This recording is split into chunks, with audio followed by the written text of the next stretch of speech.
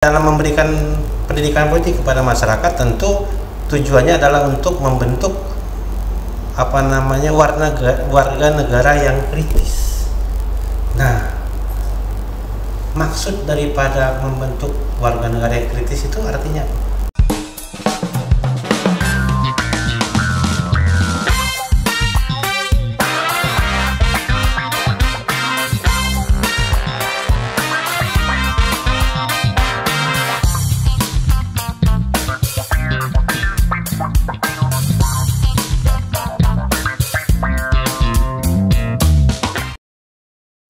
Hai teman pemilih, jumpa lagi di podcast KPU Kabupaten Sanggau dalam program Ngopi Seru, Ngobrol Pintar seputar pemilu. Dengan saya Dinda. Hari ini teman pemilih, kita sudah memasuki episode ke-12. Dalam episode kali ini kita akan mengangkat tema mengenai pemilu dalam perspektif generasi muda. Nah teman pemilih, generasi muda ini merupakan golongan dari generasi milenial dan generasi Z. Baik teman pemilih, tidak seru rasanya kalau saya hanya ngobrol sendirian pada hari ini. Telah hadir bersama kita narasumber hari ini Bapak Ketua KPU Kabupaten Sanggau, Bapak Iis Supianto. Mari kita sapa. Selamat siang Pak Iis. Selamat siang Mbak. Oke, kesibukannya akhir-akhir ini apa nih Pak? Ya seperti biasalah ya, kegiatan-kegiatan rutin untuk di kantor ini tetap kita lakukan. Kegiatan-kegiatan yang berkaitan dengan sosialisasi, pendidikan pemilih itu masih tetap kita lakukan sampai dengan sekarang. Oke, sebelum kita mulai ngobrol ke depannya nih Pak, tidak seru rasanya kalau kita tidak minum kopi terlebih dahulu. Mari Pak, diminum.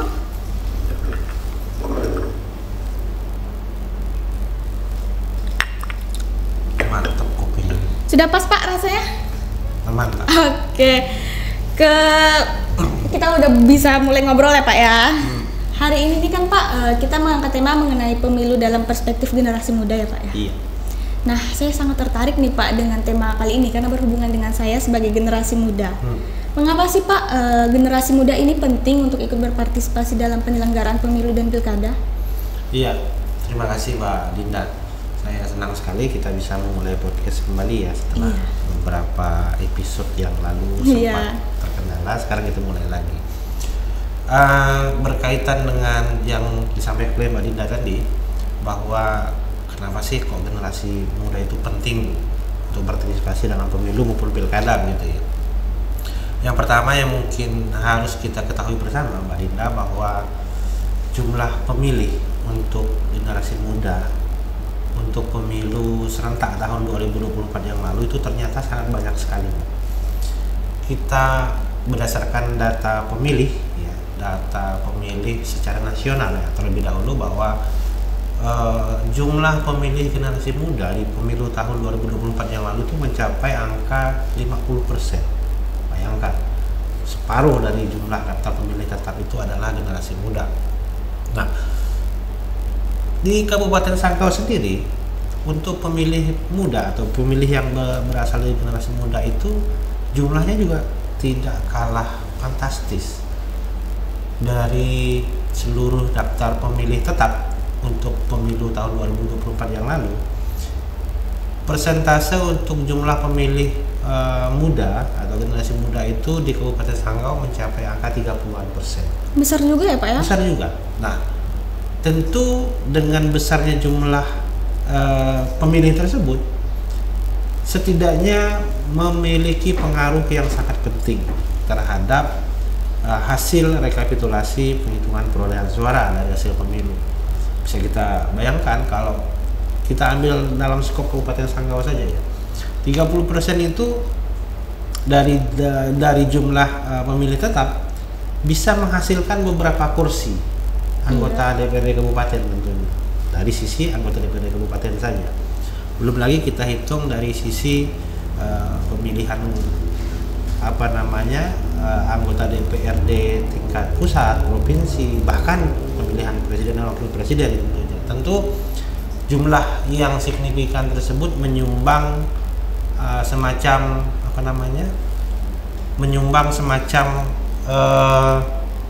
value yang sangat tinggi terhadap keberhasilan pemilu. Nah, maka itu menjadi sangat penting Mbak Dinda, dengan jumlah pemilih yang setinggi itu setidaknya memberikan sumbangsih dari kebijakan-kebijakan nanti yang akan dibuat oleh para pemimpin negara, oleh para pengambil kebijakan dan keputusan tentunya di tingkat DPRD kabupaten kota.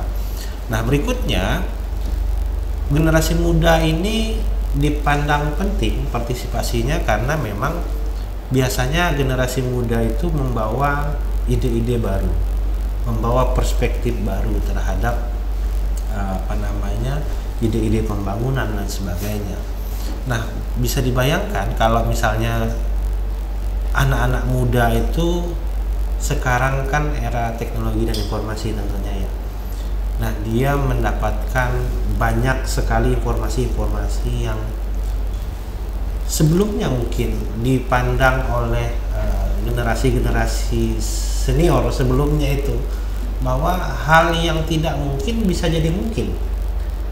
Kenapa? Ide-ide dari anak-anak muda sekarang itu, kalau kita bahasakan banyak yang out of the box tadi itu kan. Nah, membawa arah-arah kebijakan yang baru, sumbangsi pikiran yang baru. Tujuannya kemana sih? Tujuannya itu adalah bahwa dari hasil partisipasi generasi muda sekarang dengan ide-ide yang brilian, ide-ide yang baru dan terbarukan tentunya memberikan masukan kepada pihak pengambil keputusan atau pihak pengambil kebijakan untuk membuat semacam arah kebijakan pembangunan yang baru juga tentunya. Yang selama ini mungkin kita pikir itu sajalah, misalnya infrastruktur saja misalnya, atau apalah yang sering kali kita dengarkan di pemilu-pemilu sebelumnya, di era-era zaman-zaman sebelum-sebelumnya. Dengan hadirnya anak-anak muda sekarang yang kapasitas jumlah pemilih juga lumayan banyak, maka itu tentu berpengaruh juga terhadap pengambilan keputusan atau kebijakan oleh pihak-pihak yang berkepentingan. Nah, selain itu tentu anak-anak muda ini memiliki idealisme yang tinggi. Nah, kan gitu kan. Kalau misalnya generasinya Mbak Dinda, generasinya saya, kalau generasi saya mungkin konteks kita di dalam ikut serta di dalam proses pemilu itu mungkin yang anggaplah ya bagi kebanyakan orang hanya sebatas memenuhi kewajiban saja, memenuhi hak saya saja untuk ikut serta memilih. Tapi generasinya Mbak Dinda misalnya kan, generasi muda sekarang, dia memiliki semacam idealisme tinggi bahwa ini arah kebijakan pembangunan harus seperti ini, sehingga saya harus hadir untuk ikut serta di dalam partisipasi memilih. Ya, tingkat kepekaannya tuh biasanya masih tinggi ya Pak ya? Iya benar. Nah, tingkat kepekaannya itulah yang membuat idealismenya tinggi bahwa tidak bisa ini calon saya harus menang. Karena apa? Karena misalnya saya menitipkan visi dan misi kepentingan anak muda seperti ini, sehingga saya harus ikut serta di dalam proses pemilu. Nah, gitu dia. Jadi penting sekali peran serta daripada generasi muda ini di dalam proses pemilu maupun pilkada tentu. Oke, saya sepakat dengan yang telah Bapak jelaskan tadi. Itu contohnya ada seperti Ketua RT Gen Z Pak di salah satu kelurahan di Jakarta Utara kalau tidak salah saya. Ya. Nah, beliau itu kan masih berusia kurang lebih 19 tahun. Iya, muda banget kan? Iya, masih muda banget. Jadi tuh kelihatan banget ya sebagai kenapa pentingnya generasi muda ini ikut berpartisipasi. Seperti beliau tadi masih memiliki ide atau inovasi baru. Kalau tidak salah beliau itu mempunyai program Pak yang sangat jarang ya menurut saya. Itu ada servis motor gratis. Kan sangat jarang ya kalau di tingkat warga. Iya. Nah, itu yang tadi yang saya katakan bahwa ide-ide terbarukan, ide-ide baru yang terbarukan tadi itu kan contohnya seperti itu ya. Yang mungkin generasi-generasi sebelumnya itu tidak pernah terpikirkan gitu. Ngapain sih gitu kan. Tetapi dengan hadirnya anak-anak muda yang ikut berperan aktif tentunya di dalam proses demokrasi, hal-hal seperti itu bisa menjadi semacam masukan untuk pengambilan arah kebijakan yang akan datang. Nah, selain itu Mbak Dinda, bahwa kenapa anak muda itu juga penting harus ikut serta di dalam proses partisipasi pemilu maupun pilkada ya. Karena gini, masa depannya bangsa, masa depannya daerah ini kan miliknya anak muda sekarang. Iya. Nah, generasi muda itu kan perlahan akan terkikis, akan hilang, ya kan? Siapa lagi yang akan meneruskan? Tentu generasi muda ini akan muncul kembali sebagai cikal bakal calon pemimpin, sebagai cikal bakal orang yang akan memajukan daerahnya, sebagai cikal bakal orang yang akan merasakan hasil dari kebijakan pembangunan sekarang.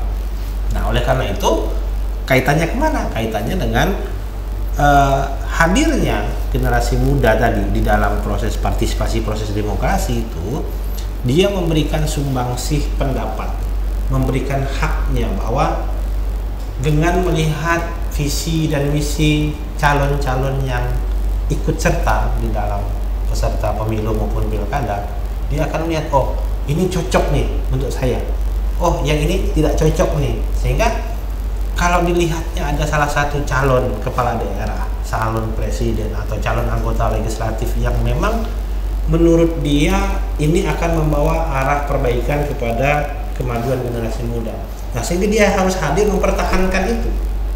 Nah bayangkan kalau dia tidak hadir, dia sudah hilang satu suara kan begitu. Iya, betul. Nah kalau 30%, berapa suara yang hilang? Nah itu bisa dibayangkan, sehingga dengan tidak hadirnya dia ikut serta di dalam proses pemilu pilkada, artinya kesempatan masa depan dia berpotensi tidak bisa dipenuhi, kan itu kan. Nah katakan Mbak Dinda punya semacam harapan, kita ngomong konteks pilkada saja. Oke. Punya harapan bahwa dengan terpilihnya bupati ini, Iya. maka saya memiliki kesempatan kerja yang lebih tinggi. Iya, betul. Ya kan gitu kan? Iya. Oh, kalau anak muda kan orientasinya pekerjaan dong. Nah, terus dia turut serta, bahkan dia menggandeng anak-anak muda. Yuk, kalau kita nggak turun nih, calon yang punya masa depan kita nih Tidak bisa kepilih, jadi ya. tidak kepilih kan gitu kan? Iya, betul Pak. Nah, oleh karena itu dia harus hadir di situ. Dengan dia hadir, dia memberikan partisipasinya, dia memilih, bisa jadi kemungkinannya akan menang. Nah, dengan menang artinya seluruh kepentingan dia di masa akan datang terwakililah dengan visi misi calon yang dia pilih tadi itu. Sehingga apa? Setelah calonnya terpilih, visi dan misinya dijalankan, sehingga masa depan dia bisa dikatakan berpotensi juga untuk bisa terpenuhi. Nah itu pentingnya. Oke, saya sangat sepakat ya dengan yang telah Bapak jelaskan tadi. Iya. Terus nih Pak, mengenai pendidikan politik, kan kedepannya ini 5 tahun yang akan datang nih pemilu nih Pak, generasi milenial nih Pak, sepertinya posisinya akan tergantikan oleh generasi alpha sebagai pemilih pemula Pak. Nah, apa sih Pak pentingnya pendidikan politik itu bagi masyarakat, khususnya nih bagi generasi muda? Ya, penting. Ini ya, pendidikan politik, namanya kalau kita ngomong konteks pendidikan. Yang pendidikan itu kan artinya memberikan sesuatu ilmu, memberikan suatu pembelajaran kepada orang lain, sehingga pembelajaran itu diharapkan bisa sebagai bahan atau bekal untuk perbaikan ke depan, kan gitu ya. Nah dalam konteks ini, tentu yang menjadi dasar paling penting di dalam proses pendidikan politik ini adalah kesadaran. Nah segala sesuatu itu kalau tidak dimulai dari kesadaran tidak akan bisa. Iya betul. Ya kan? Saya ingin menjadi pegawai yang teladan. Kuncinya dari mana? Kesadaran bahwa saya harus disiplin, kan gitu. Betul. Kuncinya di kesadaran dulu. Kalau tidak melalui kesadaran artinya suatu keterpaksaan, kan gitu kan ya. Jadi makanya harus dari kesadaran dulu. Nah, kesadaran itulah yang coba ditingkatkan dalam proses pendidikan politik itu tadi. Nah, dengan diberikan pemahaman tentang ilmu-ilmu tentang demokrasi, diberikan informasi-informasi yang tepat mengenai apa itu partai politik dan sebagainya, maka kesadaran itu secara otomatis nanti akan meningkat bahwa dengan saya turut berpartisipasi dalam pemilu atau pilkada ini menjadi sebuah hal yang sangat penting ternyata, karena memang apa? Saya memiliki sebuah harapan yang harus saya titipkan kepada orang yang akan saya pilih. Kan kalau kita tidak ikut di dalam sebagai peserta pemilu atau pilkada, apa mungkin kita bisa mengambil sebuah kebijakan? Kan nggak bisa ya. Maka kebijakan itu diwakili oleh orang yang kita pilih. Nah, kesadaran itu yang harus dibangkitkan atau ditimbulkan oleh generasi muda kita sekarang. Nah, kemudian yang tak kalah pentingnya lagi, pendidikan politik ini adalah untuk mencegah apatisme politik. Iya. Apa sih apatisme politik? Misalnya gini, banyak orang berpendapat, alah ngapain juga ikut pemilu gitu-gitu aja. Iya betul Pak. Aja kan yang seperti itu kan, ngapain sih ikut nyoblos ke TPS, mending saya kerja. mending saya ngambil upah harian nih dapat uang sekian. Nah itu kan apatisme politik. Kenapa? Kesadaran tadi kalau kita runut di awal, kesadaran itu yang tidak dimiliki. Nah oleh karena itu pendidikan politik ini bertujuan memang untuk mencegah apatisme politik tersebut, sehingga orang akan tahu, oh ternyata pentingnya sebuah proses demokrasi ini seperti ini. Oh ternyata nggak semua partai politik ini yang diasumsikan selama ini politik itu jelek, politik itu jahat, politik itu kejam, kan banyak yang seperti itu. Nah dengan diberikan pendidikan politik yang tepat tentunya, maka informasi-informasi itu bisa terbantahkan. Oh ternyata memang seluruh pengambil keputusan kebijakan terutama di Indonesia itu ya salah satu sumber utamanya dari kebijakan politik yang diambil oleh pimpinan daerah, pimpinan pusat maupun apalagi kalau yang di perwakilan kita kan. Iya Pak. Anggota perwakilan kan memang berasal dari sumbernya dari partai politik juga. Nah itu Mbak Dida pentingnya pendidikan politik itu. Oke, tadi kan Bapak ada jelaskan mengenai apatisme politik ya Pak ya. Janganlah berbicara jauh tentang orang lain saja ya Pak. Saya sendiri saja tuh Pak, waktu saat hak pilih pertama kali saya tuh masih memiliki sifat apatisme Pak terhadap politik. Saya tidak menggunakan hak pilih saya Pak. Saya tidak peduli pemimpin saya ke depannya itu seperti apa gitu kan. Jadi tadi karena balik belum menyadari bahwa ternyata pentingnya kayak gini gitu. Iya, setelah saya di sini di KPU bersama Bapak Ibu kan sudah banyak mendapatkan pendidikan mengenai politik, baru sadar ternyata kita ikut berpolitik itu penting ya untuk kehidupan kita sendiri aja gitu dulu, bukan gini untuk ya, kehidupan orang lain. Kalau orang selama ini kan mikirnya berpolitik sama dengan ikut sebagai partai politik, beda kan? Tapi asumsi itu konotasinya seperti itu, padahal sebetulnya tidak.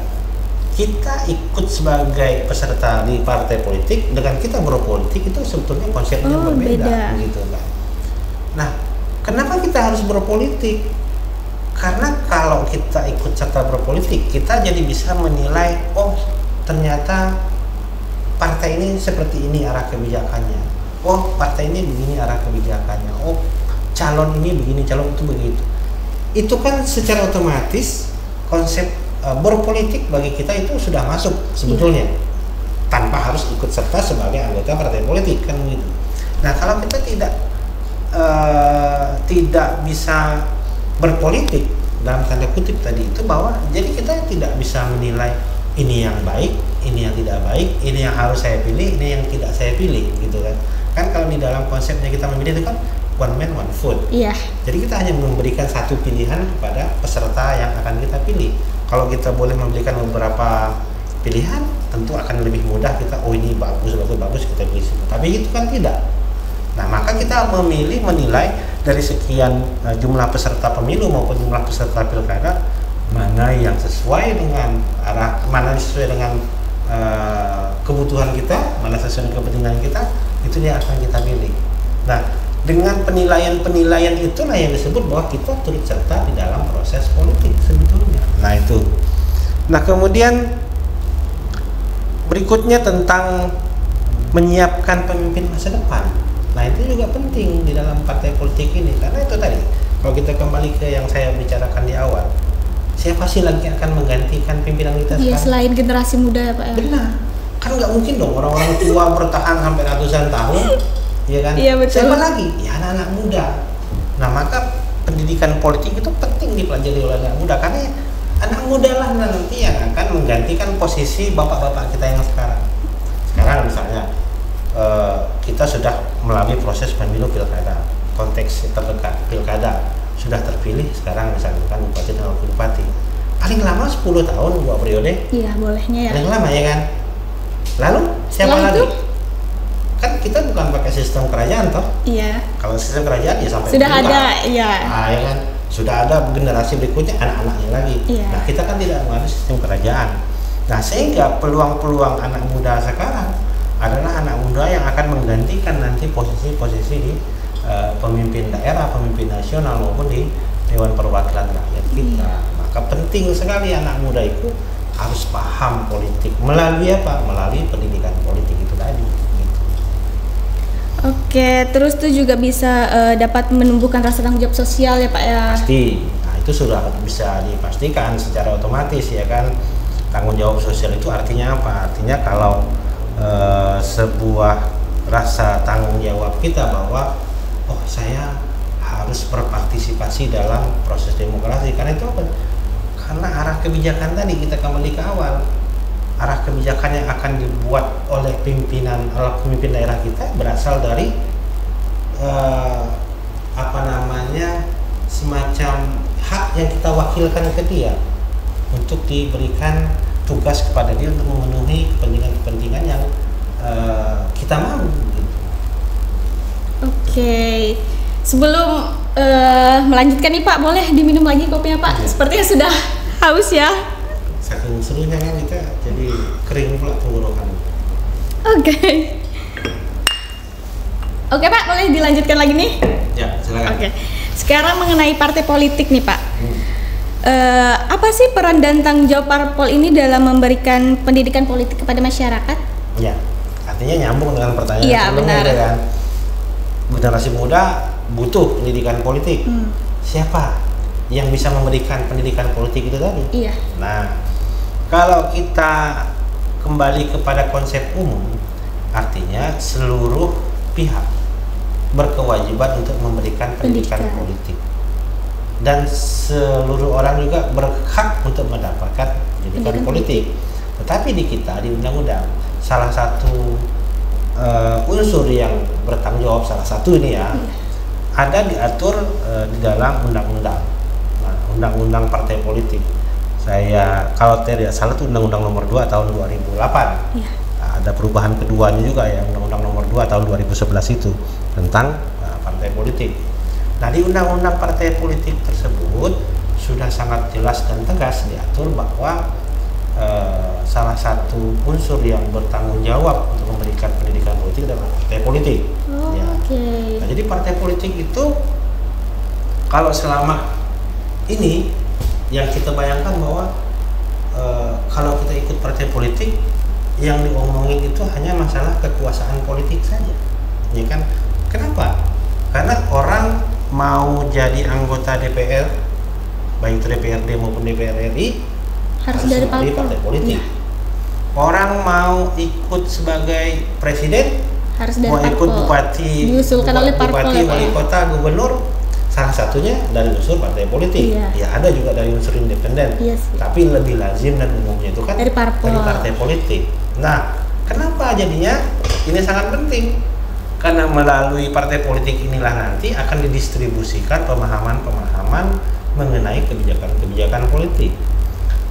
Akan diberikan pemahaman-pemahaman kepada masyarakat bahwa tentang pentingnya proses demokrasi, pentingnya berpolitik itu seperti apa. Nah, salah satu tanggung jawab itu, salah satu fungsi itu melekat kepada partai politik yang memberikan pendidikan politik kepada masyarakat. Nah, partai politik ini juga, Mbak Dinda, ada juga beberapa yang agak salah kaprah ya, bahwa partai politik hanya memberikan pendidikan politik kepada anggota saja. Itu sebetulnya kurang lengkap. Seharusnya kepada masyarakat ya Pak ya? Ya, di dalam undang-undang tentang partai politik itu jelas bahwa pendidikan politik itu diberikan oleh partai politik kepada anggotanya dan kepada masyarakat luas. Nah, kenapa tidak hanya kepada anggotanya saja? Kalau anggotanya kan lazimnya udah ngerti lah ya gitu ya Pak ya. Nah, yang terlebih penting adalah masyarakat yang harus diberikan edukasi tentang politik itu tadi. Iya. Karena kaitannya apa? Waktu pemilu, waktu pilkada yang diharapkan memberikan suara siapa? Masyarakat. Masyarakat, ya kan? Nah, maka masyarakat harus diberikan edukasi yang baik, harus diberikan edukasi yang benar, bahwa dengan ikut serta memilih calon misalnya, bahwa itu nanti akan mempengaruhi arah kebijakan pembangunan. Nah, hal-hal seperti itu kan tentu diberikan ya kepada masyarakat, tanpa orang masyarakat hanya datang ke TPS memilih dalam tanda kutip ada maunya saja. Iya. Ya kan? Banyak kan yang seperti itu kan? Saya malas datang ke TPS, nggak dapat apa-apa nih. Tapi karena ada itu, Nah, jadi males kan kalau nggak dapet males iya. ya kan, ini sudah menjadi rahasia umum. Nah, maka penting partai politik hadir di situ sebagai fungsinya tadi, memberikan pemahaman ternyata nggak seperti itu kok. Itu ya, nggak seperti itu, bahwa kita ikut memilih ini pentingnya seperti ini itu harus diberikan. Terlebih penting lagi Mbak Dinda, perlu masyarakat juga ketahui bahwa partai politik di dalam menyelenggarakan kegiatan pendidikan politiknya itu ada anggaran yang disediakan oleh negara maupun daerah. Ada yang namanya anggaran bantuan partai politik. Anggaran bantuan partai politik itu dipergunakan salah satunya itu tadi untuk pendidikan politik, untuk memberikan pendidikan politik pada anggota dan masyarakat. Jadi kenapa sih negara atau daerah penting memberikan bantuan itu? Nah, salah satunya tadi itu. Kalau pemerintah memberikan pendidikan politik, oke, karena memang juga salah satu unsur yang bertanggung jawab memberikan pendidikan politik kepada masyarakat. Terlebih penting adalah partai politiknya juga harus diberikan tugas dong, karena tadi di undang-undang fungsinya memberikan pendidikan politik. Ya. Nah, kan itu artinya ada sebuah kegiatan yang harus dilakukan, ada tindakan yang harus dilakukan. Konsekuensinya apa? Anggaran. Kan nggak mungkin juga misalnya partai politik tidak punya anggaran, terus mengundang orang banyak-banyak, terus nanti makan minumnya gimana dong? Transportasinya gimana dong? Kan mikir juga masyarakat datang itu mah. Maka oleh negara, oleh daerah, oleh undang-undang, bahkan oleh peraturan Permendagri, oleh peraturan pemerintah diberikan landasan hukumnya bahwa partai politik kita biayai. Kebesarannya tergantung daripada keuangan daerah kalau dia di tingkat daerah. Partai politik ke daerah. Kalau nasional tergantung kekuatan APBN. Nah, diberikan anggaran itu untuk memberikan support anggaran untuk memberikan pemahaman politik kepada masyarakat tentunya. Nah, itu. Kemudian partai politik ini juga memberikan pendidikan politik kepada masyarakat, tentu tujuannya adalah untuk membentuk warga negara yang kritis. Nah, maksud daripada membentuk warga negara yang kritis itu artinya bahwa masyarakat diberikan kebebasan untuk memilih. Tidak semuanya masyarakat itu harus ikut apa yang harus ikut apa yang maunya saja gitu kan. Tapi harus diberikan semacam kebebasan berpendapat, diberikan kebebasan hak untuk memilih, bahwa saya masyarakat punya hak untuk menentukan pilihan saya, karena pilihan saya itu nanti akan tergantung daripada kebutuhan saya sendiri, untuk diberikan hak untuk diwakilkan kepada pemimpin atau kepada wakil yang akan saya wakilkan kebutuhan saya ke depannya gitu. Maka penting pendidikan politik yang diberikan oleh partai politik itu sendiri. Oke, berarti yang paling berperan dalam pendidikan politik kepada masyarakat ini ya itu tadi ya Pak ya, partai politik. Ya, salah satunya ya. Oke, salah satunya. Selebihnya itu ya tentu misalnya kayak semacam KPU, pemerintah daerah, itu juga orang yang bertanggung jawab dalam memberikan pendidikan politik kepada masyarakat tentunya. Nah, lebih jauh daripada itu, secara khusus tadi kita berbicara karena memang ada undang-undang yang secara khusus juga mengatur itu gitu kan, terhadap partai politik itu. Oke. Selanjutnya nih Pak, mengenai teknologi nih Pak. Kan zaman sekarang ini teknologi udah makin canggih ya Pak ya. Nah, mengapa sih Pak kita ini harus cerdas dalam menggunakan teknologi dan media digital dalam penyelenggaraan pemilu dan pilkada maupun dalam meningkatkan proses demokrasi yang lebih baik? Ya, gini, kenapa kita harus cerdas dalam menggunakan teknologi informasi? Sekarang Mbak Linda, zamannya era teknologi informasi, berbeda dari zaman-zaman kakek nenek kita dulu. Iya, nenek moyang. Ya, yang saat itu mungkin mendapatkan informasi. Mungkin kalau kita cerita di Jakarta, ada sebuah kejadian di Jakarta, nyampe ke kita sini mungkin udah semingguan, sebulanan mungkin. Tapi kalau sekarang hitungan detik saja sudah dapat langsung apa kejadian informasinya. yang terjadi bisa langsung dinikmati, bisa langsung diketahui oleh kita di seluruh pelosok negeri ini. Nah, kita harus cerdas dalam hal ini karena kemajuan teknologi ini juga selain dia berdampak positif juga dia berdampak negatif.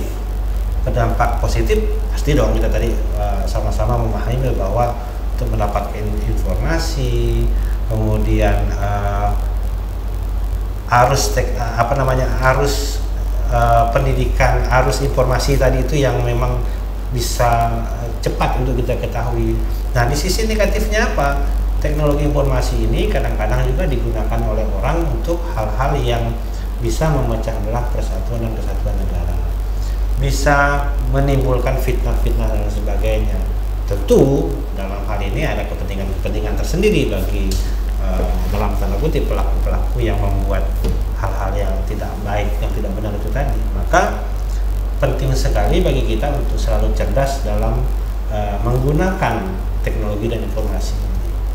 Bagaimana? Maka penting sekali bagi kita mencerna informasi tersebut, kemudian setelah kita cerna, oh ini benar, oh ini tidak benar, baru kita kembali menyebarkan informasi tersebut. Nah, kalau kita tidak cerdas di dalam menggunakan teknologi informasi itu tadi, yang banyak sering kejadian bahwa hal yang tidak benar secara tidak sadar kadang-kadang kita turut menyebarkan ketidakbenaran itu tadi. Ujung-ujung apa?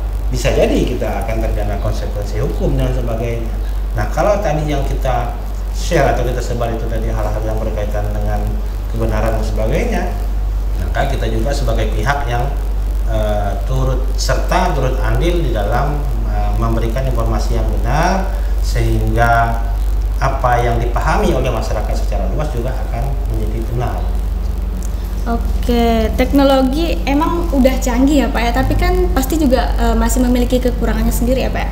Biasa kan teknologi berhubungan dengan akses internet ya Pak ya. Nah, di Indonesia terutama di Sanggau sendiri yang kita ketahui bersama, masih banyak daerah yang masih kekurangan akses internetnya nih Pak. Ya. Nah, gimana nih Pak cara kita memberikan informasi yang benar nih kepada mereka? Ya. Untuk di Kabupaten Sanggau sendiri, yang sebagaimana kita ketahui bahwa sebagaimana Mbak Dina bilang tadi, bahwa belum seluruh daerah di tempat kita tuh yang teraliri oleh jaringan internet. Berdasarkan data dari Diskominfo, masih ada sekitar 28-29% daerah yang berbasis dusun itu yang masih belum teraliri oleh jaringan internet. Nah, ini tentu berpengaruh terhadap teknologi informasi tadi itu. Pengaruhnya bagaimana? Misal kita ingin memberikan sebuah informasi, sebuah edukasi kepada masyarakat, tentu ada dua tempat kan. Tempat yang pertama yang memang lancar jaringan internet, tempat yang kedua tidak lancar jaringan atau bahkan tidak ada. Nah, di tempat yang tidak ada ini artinya kan apa? Informasi itu akan belakangan diketahui atau bahkan tidak sampai informasinya, begitu kan. Nah, maka penting sekali daerah-daerah yang blank spot kita katakan tadi itu dipikirkan oleh pemerintah kita bahwa bagaimana cara dan solusinya supaya daerah tersebut bisa juga menikmati akses internet yang baik, sehingga arus teknologi dan informasi yang disampaikan bisa dapat diserap oleh seluruh masyarakat kita. Nah, Mbak Dinda, bahwa teknologi dan informasi ini selain dari proses penyebaran informasi yang sangat penting untuk diberikan atau digunakan dalam hal ini, selain itu juga bahwa teknologi informasi khususnya bagi kita sebagai penyelenggara pemilu bukan hanya sebagai media penyebaran informasi saja.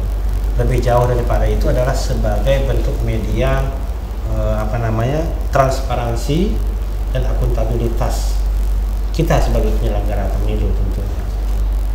Contohnya seperti apa? Bahwa dari hasil penghitungan perolehan suara pemilu misalnya, pilkada, itu kan melalui beberapa aplikasi kita informasikan kepada publik gitu ya, melalui informasi publik.